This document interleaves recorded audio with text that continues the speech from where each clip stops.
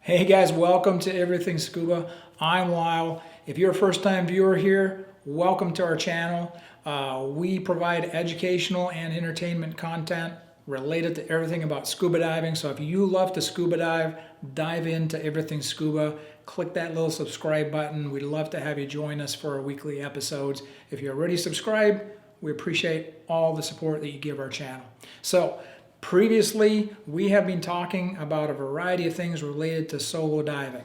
First episode, we talked about the dangers and misconceptions of solo diving, a little bit of a controversial area in the recreational diving world. Second episode, we talked about the must-have gear that you need, and that was more specifically aimed at the redundant gas system that we should carry with us if we're on a dive by ourselves underwater. So I'm going to drop a link above to that playlist. Go back, check those out, come back here where you left off if you haven't seen those already.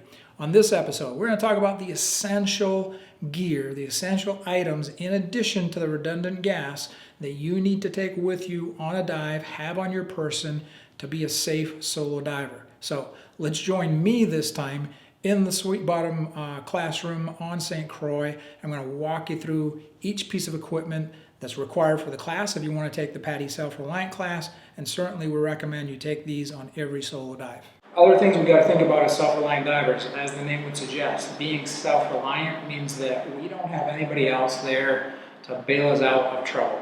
And so we need to be cognizant about additional equipment that we will need potentially on a dive. And so I'm just going to walk you through some of the redundancies that we will use as a self-reliant diver. Already we talked about air, probably the most important one. We're going to carry an extra separate bottle with its own isolated regulator that if we ran into trouble, we could switch to and ascend safely.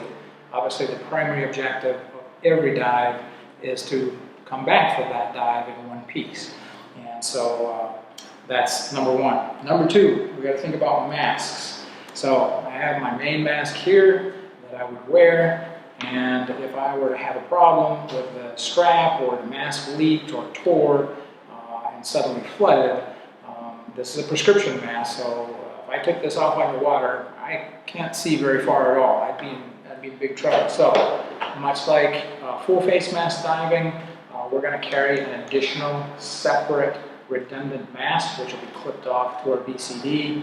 If we had an issue, we could easily switch to this mask and complete the dive. And one point is that if at any point in time we need to use a redundancy, that dive's over. We're not taking any chances. We want to be as conservative as possible when it comes to diving by ourselves. Other redundant items. We're going to carry two cutting tools. So I have my line cutter, and then I have a little mini fog cutter here, which acts as shears or as a dive knife, and those will be clipped off to me too. I should be able to reach either one of these with one hand. If I were in an entanglement situation, I should always be able to retrieve both or one of your cutters with a single hand. So we're going to carry those.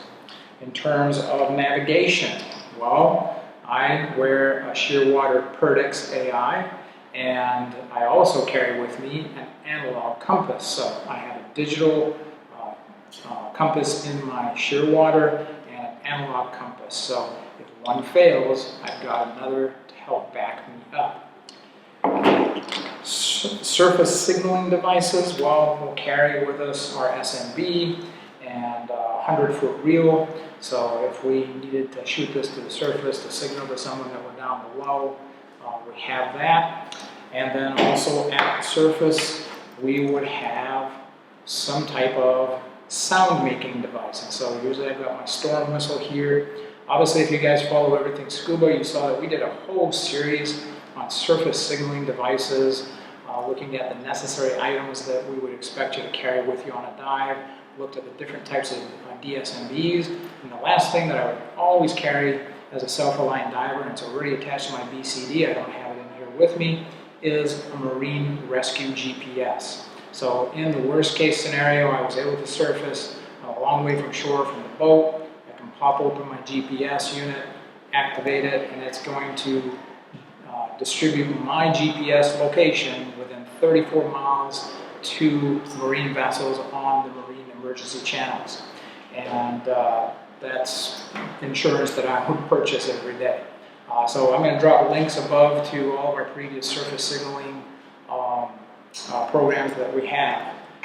Last thing, or also in relation to my dive computer, because this is air integrated, I can see my tank pressure on here, my main tank pressure. I also carry with me a separate SPG, so if this were to fail or my transmitter failed, I would have a separate SPG on my main tank so I can tell what that pressure is reading. So my computer serves multiple purposes in terms of compass and air pressure. Lastly, another way to surface signal, I always carry a small dive light. This happens to be the Sea Life mini dive light. It's the 900 lumen one. Plenty bright if you're at night. But the nice thing about this light is not only does it function just as a regular light, but it has a strobe function. So if I'm at the surface and I'm at night floating by myself, I can do a strobe. I can also turn it on to an SOS signal.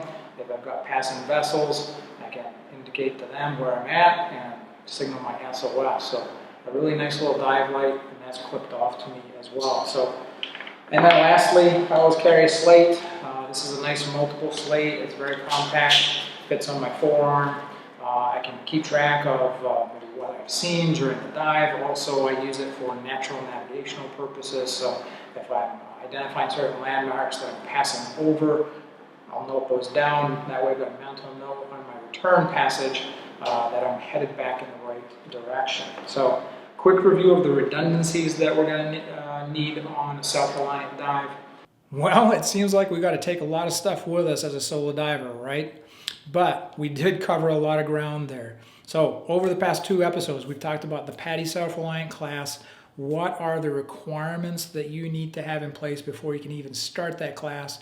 We talked about the additional certifications that we strongly recommend that you pursue. We just feel like those are going to make you a much safer and just an exceptional solo diver if you have those on top.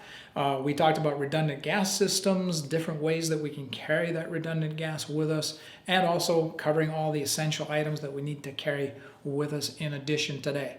So next up, we're going to go to the classroom. I know it's not as sexy as the gear and the diving portion of this, but there's some essential theoretical concepts that we need to have, some calculations that you need to do to dive plan accurately. So we're going to cover things like surface air consumption rates. How do we calculate that on a personal basis? Reserve pressures, what size tanks are we going to use, and how do we go about planning that dive? So click the link up above. Join us for the next show.